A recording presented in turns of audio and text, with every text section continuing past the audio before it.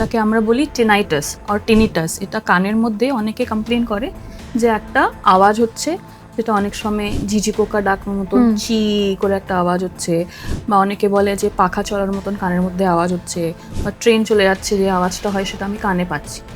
Actually এই আওয়াজটা শুধু পেশেন্ট মাত্র পায়, অন্যদিকে কোনো আওয়াজ অন্য কেউ এটা বুঝতে পারে না। সেটা নিয়ে পেশেন্টের একটা কনফিউশন তৈরি হয় যে কেন আমি এই আওয়াজটা কোথায় থেকে আসছে আর কেন এরকম পাচ্ছি। যখন আমাদের হিয়ারিং লস শুরু হয়, এজ রিলেটেড যে হিয়ারিং লস, তাদের যখন ইনিশিয়াল স্টেজে হিয়ারিং লসটা শুরু হচ্ছে সেই সময় ওরা এই আওয়াজটা কানের মধ্যে অনুভব করে। তাছাড়া কানের মধ্যে কি কি সমস্যা আছে সেটা আমাদের পুরোপুরি এক্সামিন করে বুঝতে হয় যে কি কারণে হচ্ছে। যদি টিনাইটাসের কারণ ধরা পড়া যায় তাহলে সেটা সেই অ্যাকর্ডিংলি ট্রিটমেন্ট হবে। আজ আমরা আলোচনা করব টিনাইটাস সম্পর্কে। এই টিনাইটাস বিষয়টা কি? অনেক সাধারণ মানুষ মনে করেন কানের মধ্যে একটা শোঁ শোঁ আওয়াজ হচ্ছে, এটা খুবই সাধারণ, বা অনেকে মনে করেন এটা একটা রোগ। কিন্তু আসলেই কি এটা একটা রোগ নাকি রোগের একটা লক্ষণ, সেই সব কিছুই আমরা আজ জেনে নেব। নমস্কার, আমি মৌপ্রিয়া এবং আমাদের সঙ্গে এই মুহূর্তে রয়েছেন গৌরীদেবী হসপিটালসের ইএনটি ডিপার্টমেন্টের assistant professor doctor Arjuman Parvin.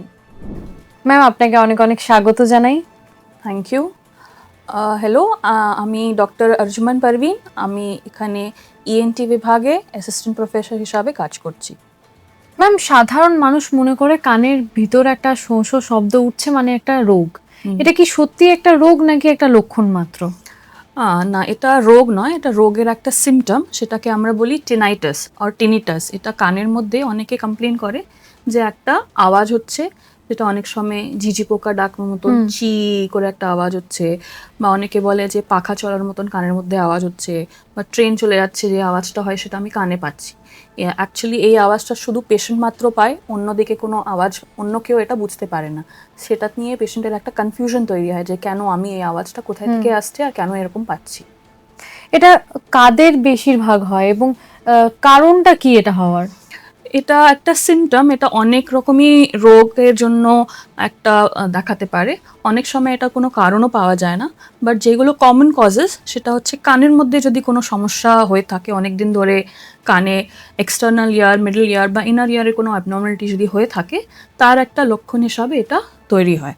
ঠিক আছে, তাছাড়া যাদের নয়েজে এক্সপোজার আছে, খুব বেশি সাউন্ড, লাউড সাউন্ডে যারা কাজ করে, ধরুন ফ্যাক্টরি ওয়ার্কার বা এয়ারপোর্টের চত্বরে যারা কাজ করে, তারা কনস্ট্যান্টলি একটা নয়েজে এক্সপোজড আছে, তাদের একটা রিয়াকশনারি এরকম একটা কান থেকে সাউন্ড প্রডিউস হয়। তাছাড়া ধরুন যাদের হঠাৎ একটা লাউড সাউন্ডে এক্সপোজার হলো, খুব হাই ডেসিবেলের সাউন্ড, যেমন বাজি ফাটানো এরকম কানের সামনে হয়ে গেল, তারপরে অনেকে এখানে ফিজিক্যাল ফল্টে কানের উপরে থাপড় দিয়ে দিল, তারপর থেকে একটা চি করে কানের মধ্যে আওয়াজ তৈরি হলো, সেগুলো কারণ হতে পারে।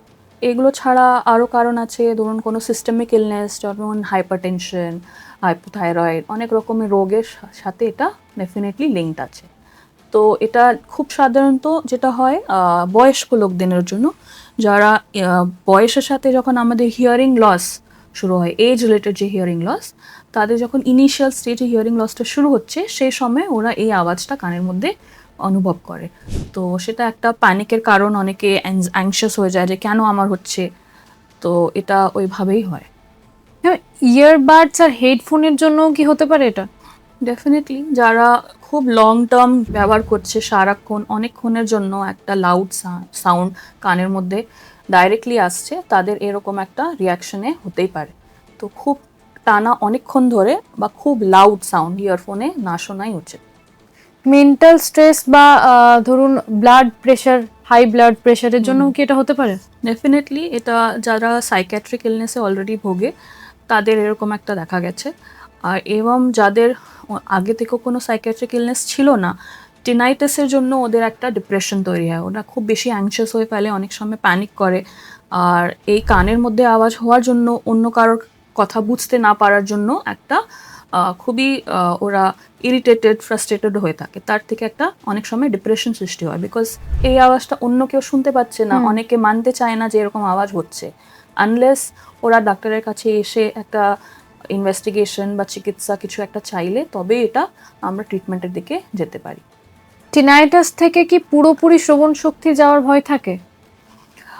টিনাইটাস একটা ইনিশিয়াল সাইন, ধরুন বয়স্কদের যদি টিনাইটাস শুরু হচ্ছে, তাহলে তার একটা সিগন্যাল দিচ্ছে যে অলরেডি কানের মধ্যে হিয়ারিং লসটা শুরু হয়ে গেছে। তার একটা ইনিশিয়াল আর্লি সিমটম যে টিনাইটাস হবে, যখন আমাদের বাইরে থেকে সাউন্ড ব্রেনে ঢুকতে পারছে না, ঠিক করে ব্রেন ক্যাচ করতে পারছে না, তাহলে ব্রেনে একটা ডিফল্ট সাউন্ড প্রডিউস হয়, সেই সাউন্ডটাই অনেকে টিনাইটাস হিসাবে বুঝতে পারে। তো আর্লি হিয়ারিং লস যদি আমরা ডিটেক্ট করি, তাহলে তার ট্রিটমেন্টটা করাটা খুবই ইজি। বাট সবকটা টিনাইটাসের এন্ড রেজাল্ট যে হিয়ারিং লস হবে এরকম নয়। এই ট্রিটমেন্ট কি রয়েছে? Treatment depends on the cause, মানে কি কারণে হচ্ছে, কোন এজ গ্রুপে হচ্ছে, তার কোনো হিস্ট্রি অফ নয়েজ এক্সপোজার আছে কি না, ও কী ধরনের অকুপেশনে ইনভলভ আছে, তার কোনো সিস্টেমিক ইলনেস আছে কি না, এবং তাছাড়া কানের মধ্যে কি কি সমস্যা আছে সেটা আমাদের পুরোপুরি এক্সামিন করে বুঝতে হয় যে কি কারণে হচ্ছে। যদি টিনাইটাসের কারণ ধরা পড়া যায়, তাহলে সেটা সেই অ্যাকর্ডিংলি ট্রিটমেন্ট হবে। অনেক সময় কারণ বোঝা যায় না, যখন কারণ বোঝা যায় না সেই সময় টিনাইটাসে কমপ্লিটলি কিওর করাটা খুবই ডিফিকাল্ট হয়ে যায়। তাও আমাদের কাছে অনেক রকমই থেরাপি আছে, যেমন টিনাইটাস রিট্রেনিং থেরাপি, অনেক সময় আমরা হিয়ারিং এড দিয়ে, অনেকে এক্সারসাইজেস দিয়ে, মেডিকেশনস দিয়ে, অনেক রকমই অপশনস আছে। তো ইনিশিয়ালি যাদের এই সমস্যাটা নিয়ে ভুগছেন, ওটা ইগনোর না করে যদি প্রথমে আমাদের কাছে চলে আসেন, তাহলে আমরা কজটা যদি ধরতে পারি, তাহলে ট্রিটমেন্টটা অবভিয়াসলি ইজিয়ার হয়ে যায়। আর বেশি দিনে যদি এটা হয়ে থাকে, তাহলে তার সাথে একটা অ্যাসোসিয়েটেড হিয়ারিং লস হতে শুরু করে দেয়, তখন হিয়ারিং লস থেকে ফেরত আনাটা খুব একটু ডিফিকাল্ট হয়ে যায়। তো আমি সাজেস্ট করব যে ইনিশিয়াল স্টেজেই যাতে আপনারা এসে ইনভেস্টিগেশন যেটা দরকার সেটা করিয়ে নিন কোনো ইএনটি স্পেশালিস্টের কাছে। যারা ধরুন নয়েজ এক্সপোজার একটা রয়েছে, সেরকম জায়গায় কাজ করছে দীর্ঘদিন ধরে, তাদের ক্ষেত্রে চিকিৎসাটা কি আরো একটু ইজি হয়ে যায় আপনাদের জন্য? না, দেখুন, যারা chronically expose to high decibel sound, ধরুন ফ্যাক্টরি ওয়ার্কার বা এয়ারপোর্ট চত্বরে যারা কাজ করছে, তাদেরকে তো আর জব সুইচ করাটা বলা যাবে না, বাট ম্যাক্সিমাম ফ্যাক্টরিজতে ওরকম প্রিভেনশনের অনেক রকম ল আছে। আপনাকে ইয়ারবাডস, নয়েজ ক্যান্সেলিং ডিভাইসেসগুলো এগুলো ইউজ করতে হবে, যাতে আপনার এক্সপোজারটা কম হয়। যত লং ডিউরেশনের এক্সপোজার হবে আর যত হাই ডেসিবেল হবে, তত আপনার ডিফিকাল্টিটা বাড়বে। তো যারা রেগুলারলি জানে যে আমার এই এক্সপোজারটা আছে, তাদের রেগুলার ট্রিটমেন্টে থাকা উচিত।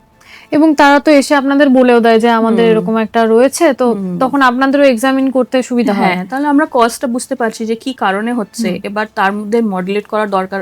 আমরা দেখতে হবে যে আর্লি হিয়ারিং লস হচ্ছে কি না, সেই হিসাবে আমাদের ট্রিটমেন্টটা করতে হবে।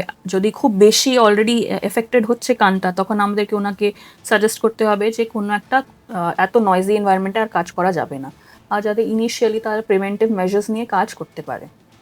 এই ধরনের জিনিস খুব বাচ্চাদের মধ্যে দেখা যায়? বাচ্চাদের মধ্যে সাধারণত দেখা যায় না, কনজেনিটাল টিনাইটাস থাকতেই পারে, কিন্তু ওটা ডায়াগনোস হয় যখন বাচ্চারা নিজে থেকে বলতে পারে। অনেক মানে অ্যাডাল্টেই আমরা জেনারেলি পাই, খুব ছোট বাচ্চাতে এরকম পাওয়াটা খুবই আনলাইকলি। কোন কোন রেড ফ্ল্যাগস যেগুলো একদম ইগনোর করা উচিত নয়?